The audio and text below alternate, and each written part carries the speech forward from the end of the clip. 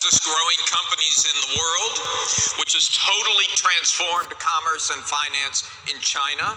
He's not only a business magnate, he is a philosopher, a philanthropist, and recently became a martial arts movie star. So please welcome the founder and executive chairman of Alibaba, Mr. Jack Ma. Thank you. Thank you, Alan. Good, thank you. I have to start with the movie. Okay. So it's been seen, I'm told, by 300 million people. What convinced you to make a martial arts movie? Well, this is real me because I think when you are doing business, you focus on the KPI, revenue, and the profit. I think life is so boring about that. You have to do something fun. So I love magician, I love sing songs, and I love kung fu. So I think I want to make myself happy, and meanwhile, make my customer happy, my friends happy. Could you tell everyone here how to find the movie in case they haven't seen it yet? Yeah, it's already on YouTube, on Facebook, and on YouTube. Well, I try to do something better. I spent 12 days, 9 o'clock in the morning to 9 o'clock in the evening. I never late for 1 minute. I never know making a movie takes such a long effort. Oh, but it's fun. Good. Well, we all look forward to seeing it. Thank you so much for being a part of the Fortune Global Forum. My honor. And I'm sure, as you heard earlier, the three big trends that we are looking at are trends that are central to your business and your business philosophy. Yeah. One is the rapid changes being brought about technology. Yeah. The second is the changes in the way people are thinking about globalization and the political backlash that lies there. And then the third is the continuing rise of the Chinese economy, which you've been such an integral part of. So you announced recently that Alibaba is going to invest $15 billion in research and development. How are you going to focus that investment? Well, first, my request to my team, $15 billion next 5 years on technology. I have one request. This lab shall last longer than Alibaba. This will be our legacy to this world. It's not about we want to invest in technology, empower ourselves. It's something that we want to build this thing like a Bell lab for the human beings. And the second request I have is that the job is not like most of the traditional technology companies. Traditional technology company, they try to empower themselves. I want using this money to make the technology empower others, making sure the technology is inclusive. I want to say, if you have this technology, you need to have $10,000. I want to sell this technology for $1 with 50% profit. So this research and development is not for the benefit of Alibaba, it's for the benefit of the world. Human being. As a company like us, we're big, we have resources, we have money, we have engineers, we have influence, and we are so profitable. And we know we'll be continue to profitable. But the money we have, by investing the money in the technology, of course benefit us, but will also benefit all the small business, all the young people. Do you expect artificial intelligence to be a big part of what you invest in? Yeah, of course. But the thing is, we want to making sure the artificial intelligence, which we call the machine learning, right? People call it artificial. I don't like that word. We want to making sure this is improving human lives. We want to making sure human beings benefit from the technology. People like me know nothing about technology, but we benefit from technology. And we want to making sure people should not be scared of the technology, because technology, the computer, they're smarter, they never forget, they have a patience, they never get angry, but they don't have a value, don't have a mission, they don't have love. So that's why in the future we have to be careful about our education system. We have to focus on the IQ, EQ, and LQ, the Q of love. When you have the Q of love, you are different from machines. So technology can't help you on the LQ? No. Yeah. So do you agree with Elon Musk that artificial intelligence could potentially be a threat to humanity? Yes and no. Part of it is right, but I'm more confident optimist for the future. I notice human beings have been worried about technology for hundreds of years. And human beings should have confidence. I think we have a lot of problems. We don't have solutions today, but there is solutions. We don't have solutions, but we have to believe our kids have solutions. Our grandchildren have the solutions. So don't worry about it. There's always people smarter than we are. We should not think we are the smartest of the people in the world. But you want the smartest people in the world in your research centers, I assume. Well, they are smartest people on the artificial intelligence and the computer science they are, but not necessarily all the others, like the philosophy, life, and value, and all the other stuff. So let's talk about China. The last 2 decades have been an extraordinary, unprecedented in history to see the rapid growth of this country. Can it continue? Sure. I've been traveling so many countries last year and the year before. I think I have sole confidence in China. Number one, the stability of political system. People criticize China as a one party, but you see it. In the past 20 years or 30 years, amazing things been changed. In America, Democratic or Republican, you don't know, you got confused. The policy of Democratic and the policy of democracy is always changing. You don't know who will be the next president. And you just get used to that, there's a new policy comes. So, China stabilized. You will never see a party, a country like that so stabilized. I've been traveling so many countries. Second, yes, well, go ahead. Go the second thing is that China is such a safe society. We don't have more than 200 million guns. People own it. Right? We don't see a lot of people have a gamble, the robbing and things and stuff. Within a country, 1.4 billion population, it's comparatively the most safest country in the world. And the third, the market in the past 30 years, China is big, but shallow, not deep. Today, China market is wide and deep. We got a 300 million middle class people, which is almost the same size as America. In the next 10 years, we're going to above 500 million people will be middle class. We have a layer of different income people. And the other thing is very important, we have talents. See, I think we got more than 150 million people have high degree of the education, which almost like 50% of the American population. And lastly, I am confident in this country. This country is still talking about globalization. It's still talking about open door policy and encouraging entrepreneurships. This is what I feel confidence about. I'm going to go back to the first one, stability. Yeah. The theme of this conference is openness and innovation. Can a country that is so focused on stability also be a source of leading-edge innovation? I mean, innovation in many ways is about disruption. It's about creating instability. It's almost the opposite of stability. I think history proved. Past 10 years, or especially last 5 years, the system of stability in China worked very well. But also we have Alibaba, we have the Tencent, we have BAT, and we have all the innovations coming up. Innovation is not about engineering. Innovation is about you solve problems for today, tomorrow, and future. So this is what I believe. Where does the innovation come from? You have to solve the problem. The big problem, you have to solve the problem. You have to solve the problem in a different way, most efficient way, and you have to solve the problem by results. So I think China proved.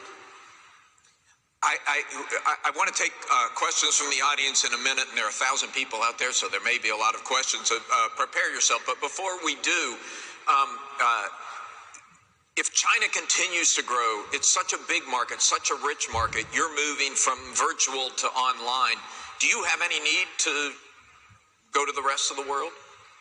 Can you build your business here in China? No, I think it's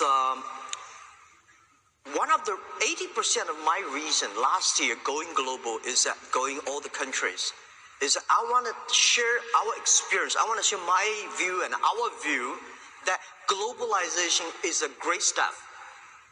It's just a baby. Let's improve it. Trade is so good because when trade stops, war starts. If trade stops, peace stops. So that's why we're traveling around the world, one road, one belt. We have to making sure everybody benefit from the free trade. We have to making sure every country benefit from the globalization. We have to sure farmers can sell things. We have to making sure young people benefit. Are you worried that we may be headed towards a trade war? Well, I don't think so. I think people are smart. I think people understand that it's easy to launch a war, but it's so difficult to stop a war. You've had this conversation with President Trump. Can you tell us about what you learned from that? Yeah, I think he listened. I talked to him about how important trade is, how important it should be doing business with China globally. And I think he's making progress. He's trying hard. We see the China, USA trade. We have problems, right? Not only in the two countries, the problem is very simple and easy. Even wife and husband have problems. So I think they are trying their best. I think that's why we should never wait for politicians, a president to talk. Business people, we have to do our best to build up the environment, to connect ourselves, to talk. We should never wait for policies. We should go before the policy and try to do it. That's a good message for this group. Yeah. Be optimistic and take action. Today. So as Alibaba goes out into the rest of the world and begins to conquer the rest of the world the way it's conquered China. No, we're not a conqueror. We are serving. Serving the rest of the world the way you serve China. Yeah. Who's your most dangerous competitor? Is it Amazon or is it Tencent? Well, people always compare us with Amazon. Amazon is a great company. I respect. I've been seeing them from tiny to that big. And I think they will continue to grow. But we are different. Amazon is an e-commerce company. We are not e-commerce company. We enable other people to do e-commerce. We want to making sure everybody can be Amazon. So are you saying Tencent is the greater competitor? Tencent is, of course, they are a great company. And, it's not easy to be that size within only less than 20 years. So innovative and so creative and so different on social technology, and they're based in Shenzhen, and they're almost everywhere in China. But respect, of course we compete, but compete does not mean I have to hate them. So Pony Ma will be here this afternoon. Do you have a question you'd like us to ask him? I don't have a question. Bless him and proud for him and keep on his dream. This is what I say, we don't hate your competitors. Respect your competitors, learn from him. But, Pony and I, we've been doing the charity together, the Nature Conservancy, and protect but we compete each other. But when we compete each other, we should respect each other. I respect him. I respect Tencent. Let's take some questions from the audience. Anyone out there? Right here up front. Can we get a paddle up front? Thank you, Bern. Right here in the front row.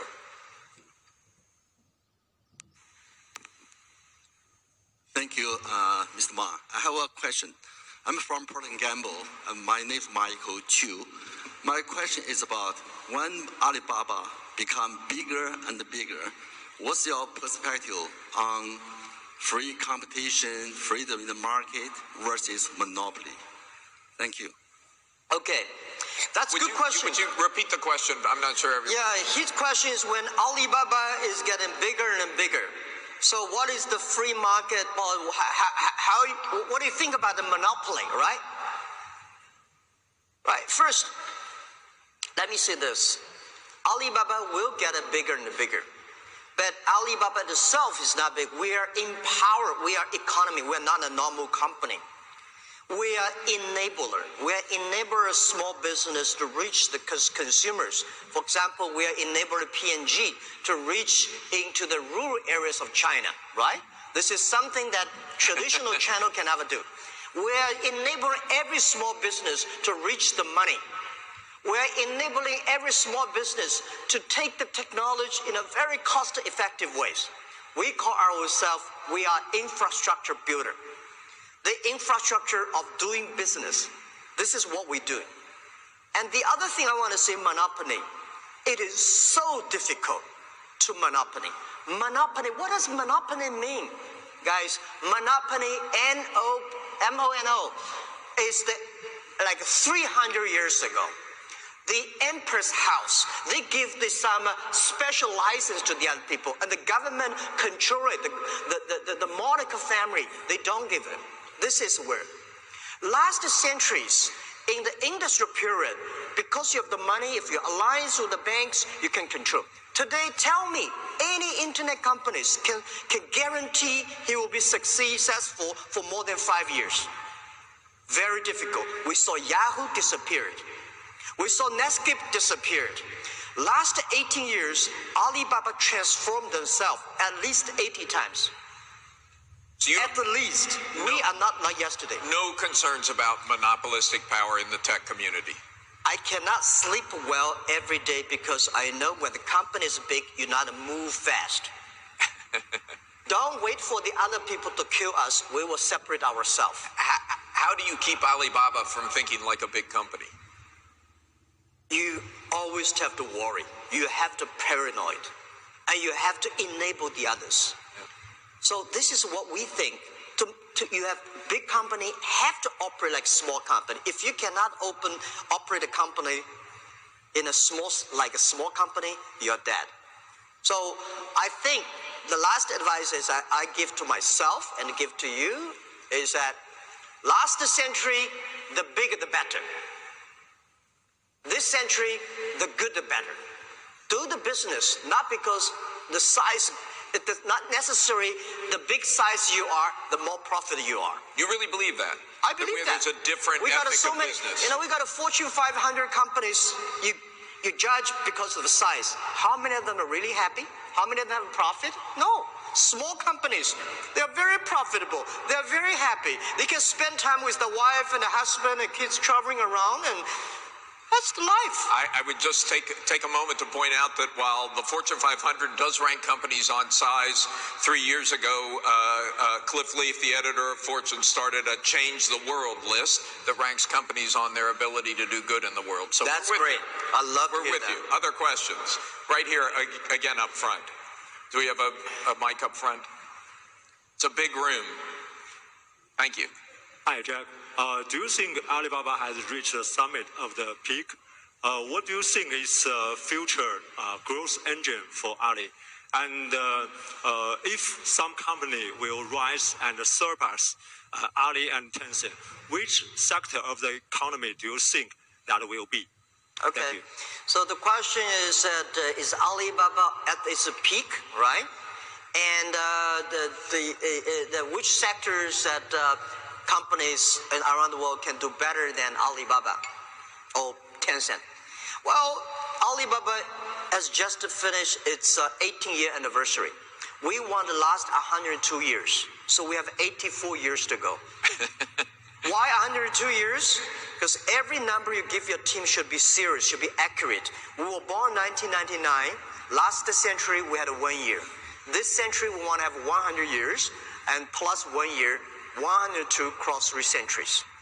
So we never say we are successful. 18 years, we just about 18 years, like 80 years to us. We have overcome so many problems and difficulties. So I think we are just the beginning. The world is so interesting, full of great opportunities. So we think, cloud computing, just the beginning. Artificial intelligence, how can artificial intelligence empower our customers instead of empower ourselves?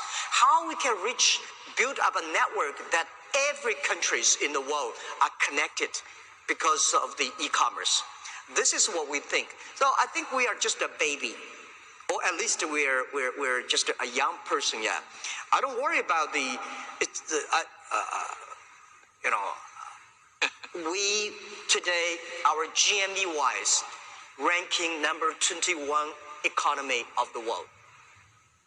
But our expectation, our vision, year 2036, we want to be the 5th largest economy of the world. Why 2036? Next 20 years. You have to prepare for that. Well, the Trudeau PM from Canada, he said that Canada is a great place to do business. Let me tell you, the virtual economy, Alibaba is a great place to do business. We build up the new rules and laws. And by the way, answer your second question, opportunity is everywhere. Opportunity means responsibility. What problem you solve for the world? The bigger the is, the big opportunity. Who has the last question? Right here in the second row. Jane. Jack, it's always great to hear your talk. Very inspiring. Alibaba today is not just an e-commerce player. You are a complete ecosystem from online to offline to payments. You're also a leader in AI and cloud computing. You yourself, Jack, are not only a great leader of a great company, but you've become a great spokesperson for entrepreneurship in China. So what is your next ambition? What about your global ambition? Today, Alibaba's business is predominantly from China. 90% of revenue is from China. So what is the next step? You have reached the pinnacle of success already. Tell us about your ambition in the next 20 years, both your personally and for Alibaba. Thank you, Jack. Thank you so much for the question. Thank you. I'm afraid that I was born in a very poor family in a city, beautiful city called Hangzhou. I learned myself and nobody expect I will be today. I never thought I would be today. I am a very lucky person. Fortune 500, I'm a fortunate person. I really honored. I never know why I'm so lucky in my life with so many great people, doing so many things. Of course, people hate me, people like me, right? But for Alibaba, I want to making sure this company never forget the first day love mission we had. Empower small business, empower young people, empower women using technology. And this is what I cannot guarantee Alibaba will be profitable, the most profitable company myself. But I would try to do anything before I retire, making sure the people remember the mission, the value, the vision of the company, and continue to do that. This is the company we'll go. Empower small business, young people, women. But for my personal life, I don't want to die in the office. I want to die on the beaches. I want to enjoy my life, because we come to this world not to work. We come to this world to enjoy life, make friends, have good families, and traveling around the world. So Jack, when I retire, I want to do something. But of course, I will not only enjoy life, I will be a teacher. I'm back to my teaching experience, Hupai University, entrepreneurs I want to do. Jack Ma Foundation, environment protection, empower the poor people. This is something that I would put 90% of my time is at. And as always, I love to spend the time with the young people and entrepreneurs. So this is what I want to do. very quickly, before we go, you have a lot of Chinese companies in this room, but you have a lot of non-Chinese companies in this room that want to do business here. Your one best piece of advice to companies that want to do business in China? Doing business in China is difficult, just like doing business in any country. Don't tell me China is the most difficult. If you cannot survive in China, I barely think you cannot survive in lots of other countries. Doing business in other countries, number one rule, respect the culture, respect the market, respect the consumers. Number two rules, have a strong leadership. Send people with great entrepreneurs, not send people like professional managers. Those people make boss happy, not make the customer happy. They have to make customer happy, not boss happy. And the third, have patience. If you don't have patience, a lot of internet companies come to China, they want to have a quick win. I want to win within 1 year. I want to IPO next year. I want to be successful 3 years. Impossible. China is huge market. Have patience, please. I was in Starbucks last night. They've been here for 18 years. For the first 9 years, big mess. Last 9 years, great. So China, we do have a lot of successful multinational companies. Walmart, Cisco, IBM, Microsoft, so many companies made fortune in China. But of course, up and down, just like any business. So have patience and respect market, respect the rules and laws. That's all I want to share. Jack, thank you. Thank you very much. Thank you. Thanks for being here. Thank you.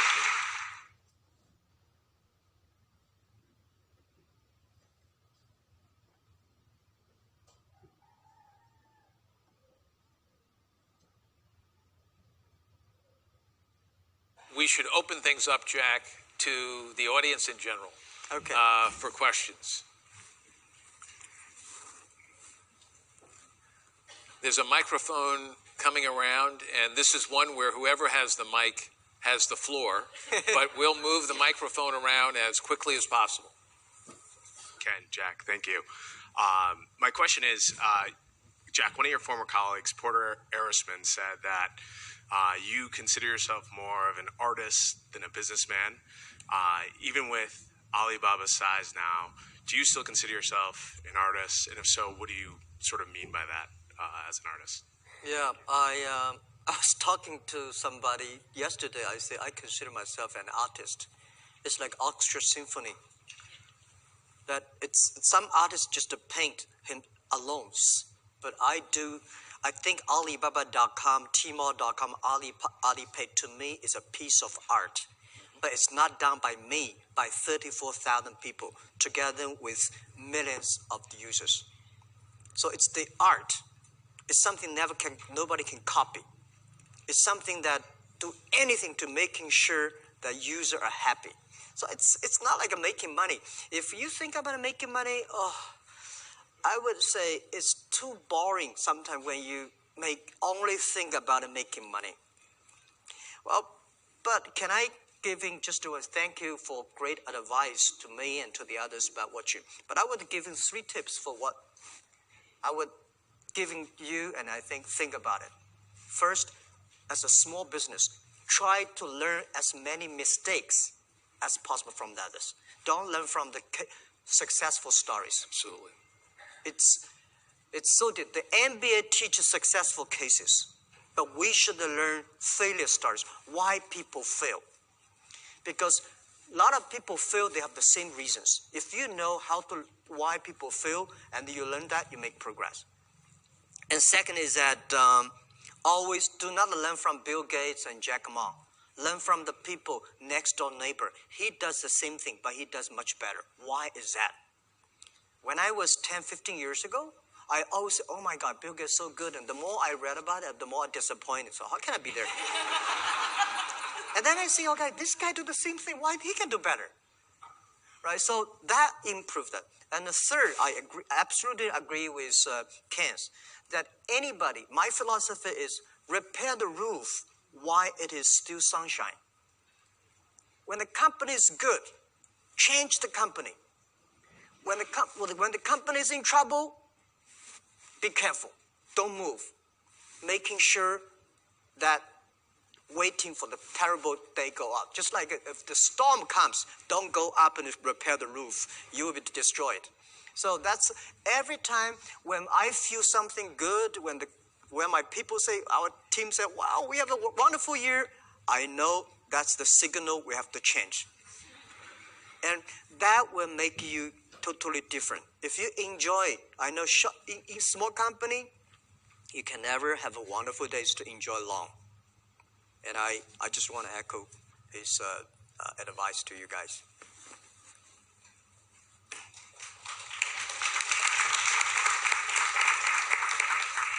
We have a microphone.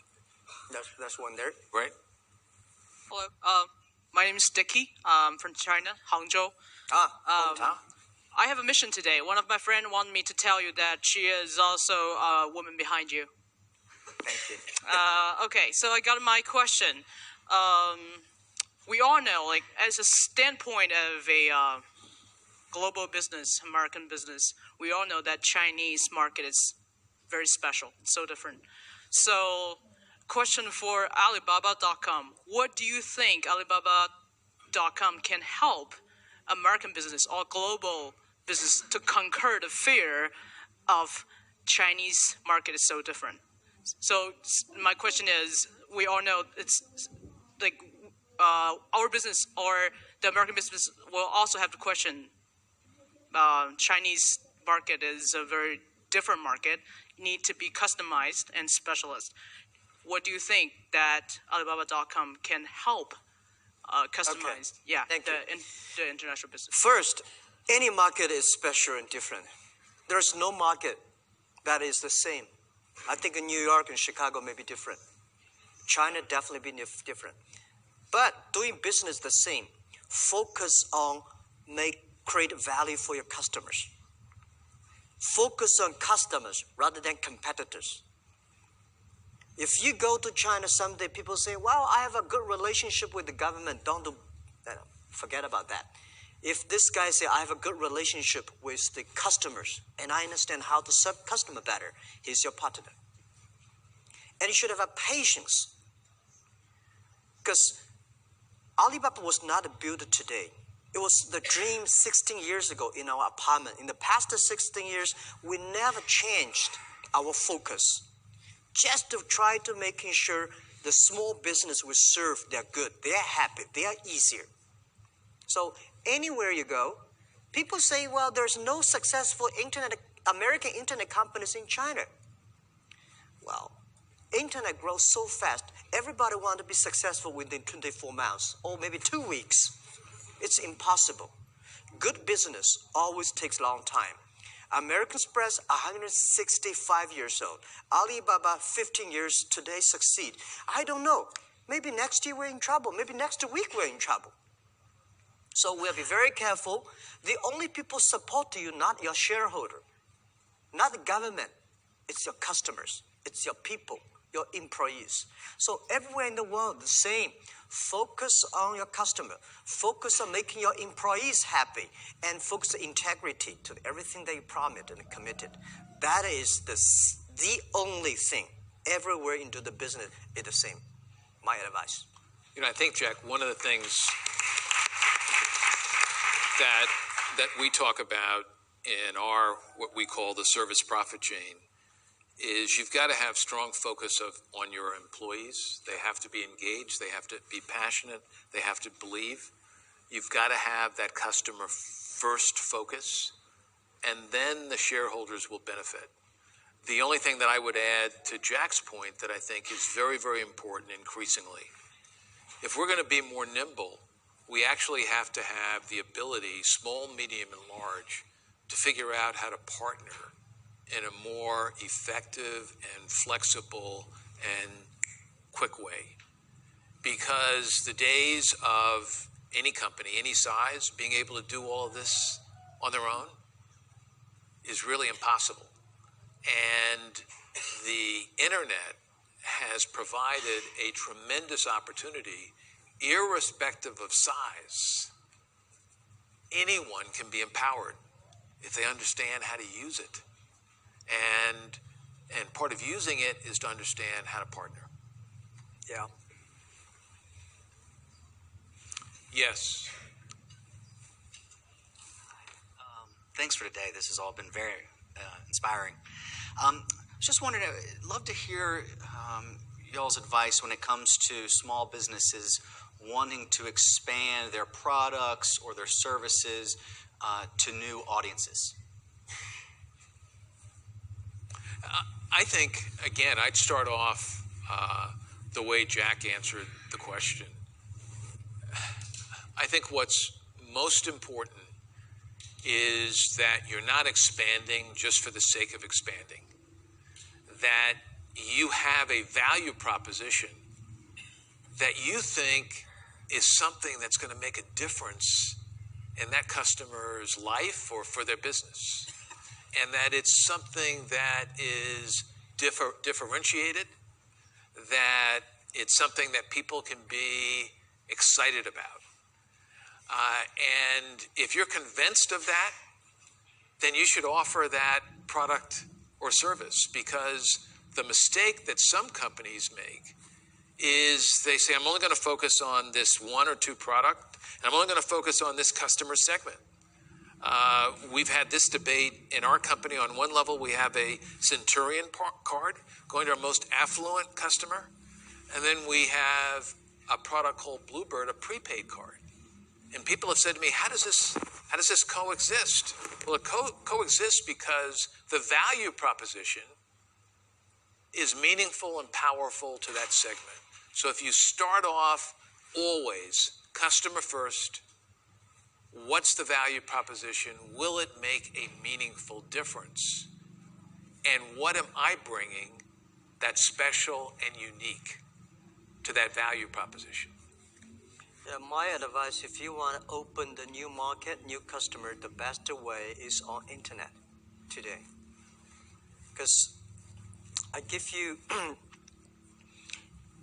agree with what Ken. First, you should create something you believe, you think so good, you think you can make unique, and then test it on the internet. Absolutely. I had some testing about 5 years ago just for fun on it. I said, I have a great idea, and I want to looking for those people can tell me how the fly thinks, the bee, the bees, how the fly thinks. It's a stupid question. And I have another question, say, in the China, the Yellow River, the water is so dirty. How fish can see each other? How can they make girlfriends and boyfriends? I have no idea. And I put that and say, I have this idea. Anybody want to discuss? And please come to my some hotel, that room next Thursday. 50 people came. That means if you're really passionate for something, the world is so big. There are people coming. So internet, because today if you go to Chicago, you have ideas, and you cannot go to New York looking for this new customer. But the internet, you're testing. I have another customer, very interesting. It's a young student. He's prepared for testing in the summer, and the mosquito came. So he catch the mosquito, make the samples, and he start to auction sell online, $5 for each pair. And then people say, wow, it's interesting. So he ordered hundreds of orders following. He said, I can't finish catching the mosquitoes. For 3 years, still cannot finish that. The internet is giving a lot of innovative ideas. Looking for new customer and partners and things. So move online. Yeah, move online. To Jack's point, as we were talking earlier today, in the analog world, the time is there. The playing field is leveled with the internet, because it doesn't matter whether you're a small, big, medium size, who has the best ideas. Yeah. And the internet then provides you the capabilities where you can act on those in a very powerful way. Yeah, I think that to you, because you're a small business in this area, to you, I know this product for years. Everybody know. But online, maybe it's so curious for the others, so new to the others. People start to buy and order online, right? My family ordered some bamboo shoots from a farmer 5 years ago. My wife loved the bamboo shoots, so she said, I ordered that, and the farmer said, I only have 2 kilos. So my wife said, can you sell 20 kilos? I can distribute my friends. This guy said, I only plant in my own bamboo, only 2 kilos. And last year, that guy sells like 2 tons of bamboo shoots because he collected all because the demanding make that guy start looking for more supplies. So testing that. Yeah. Thank you. Okay, first of all, I'd like to thank you for the opportunity. And as both of you have mentioned, it's very important for a business or just the global commerce to have people who are looking towards the future, who have vision. And we all know that no one can live forever. So even though there are many great leaders right now who have vision, but how are you going to help educate the future generation to have these people who will carry on the vision? Well, I think nobody can survive, but if you want to survive long, trust the young people. Rely on the young people, training them, develop them. And people in my apartment, for 18 founders, the other 7 people, they said, every time, Jack, from the morning, wake up, you talk about value, mission, vision, and when we go to bed, you talk about vision, value. So every day, so for years, these people came out to talk like me. I remember 7 years ago, I was invited to speak in America, talking about my business, and I talk about the value, the mission, the vision. There's a guy called David Wang. He's sitting there. He works for Fortune 500. He said, this is a crazy guy. Because China, nobody will believe the value, mission, vision, and especially internet, everybody wants speed and quick, no value, vision. So I said, Mr. Wang, someday if you come to Hangzhou, come to my company. So a year later, he came to my company, spent a few days. The day we left, he said, Jack, I know you are crazy, but I found there are 100 crazy people like you in your company. That's the leader's job. They're making sure the people joining your company, whether young, old, women, or men, they do not believe in you. They believe in the mission, the vision, and the value that you believe, making sure they follow it. And then they become the behavior. And then it will go on. And giving them the chance to make mistakes. Listen to them. Respect them. I think that's the only way to go. Because nobody can survive forever. If the company want to go on, the company want to survive with vision, with the value, make sure the young people, making sure they follow not follow you, follow the vision and mission and value. That's what I believe. Yeah, I would agree fully with what Jack said, because certainly for American Express, over 165 years, those values have been constant. The leadership has changed. And we've had vivid examples where when we did not have the right leadership, and that leadership did not adhere to those values, the company stumbled and really lost its place. I think secondly, what's very important is informally in your organization is what are you doing relative to feedback every single day? Because people take their direction not just from the top, but they take it across the organization. So you need to make those values come to life. And that's the responsibility of everyone in the company. One of the points that I make is leadership is not based on hierarchy. It's based on character and competence and the followership that you're able to build. And if you have people in your organization that recognize that part of their job is to lead, you're going to do incredibly well as an organization. The other point that I would make is you need to be intellectually curious. This gets back to spending time with different people, with younger people, understanding contrarian points of view. And then we're also involved in some formal training, and one of the things that we're doing in addition to training inside of our company is we have a whole leadership institute that teaches leadership to nonprofit companies, organizations, philanthropic organizations. Because what we believe is that leadership is what's going to make the difference. And if we believe in leadership for our own company, part of our role in society is to improve the leadership in society overall. I'm getting the sign.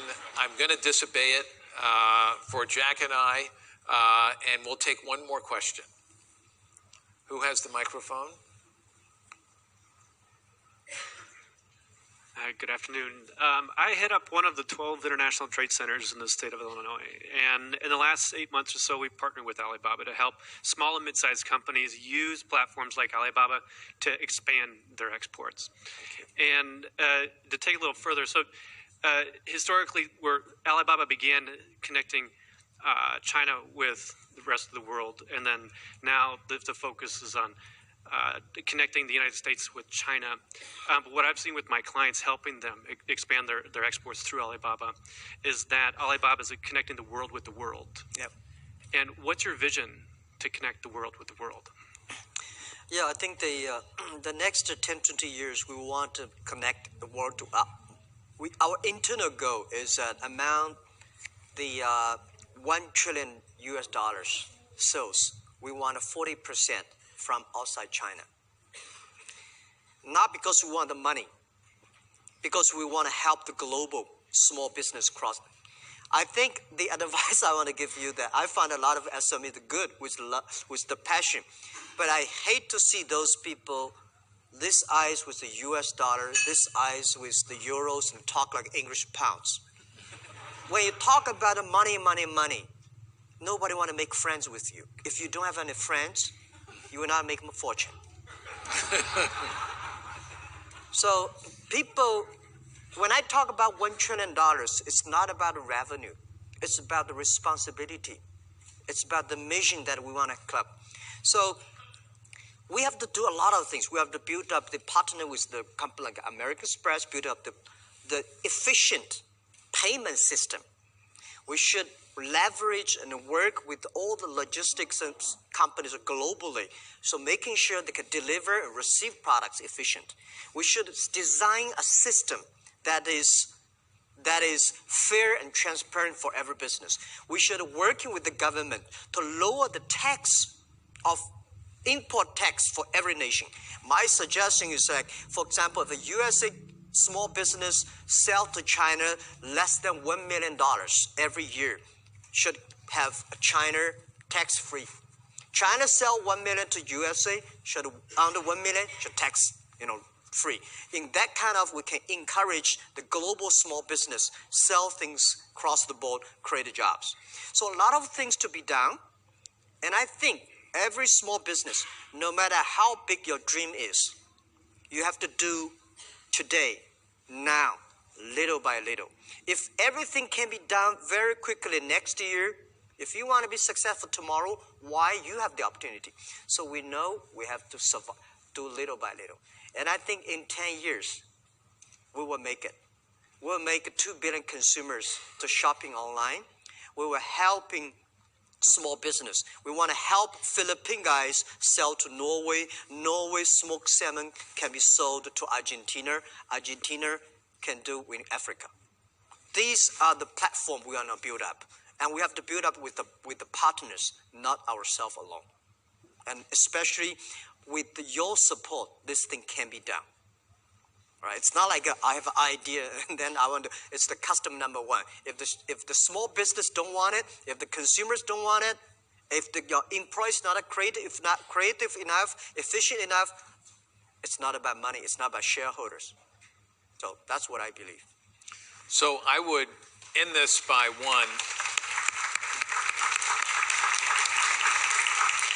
thanking Jack and saying on behalf of Jack and myself, shop small,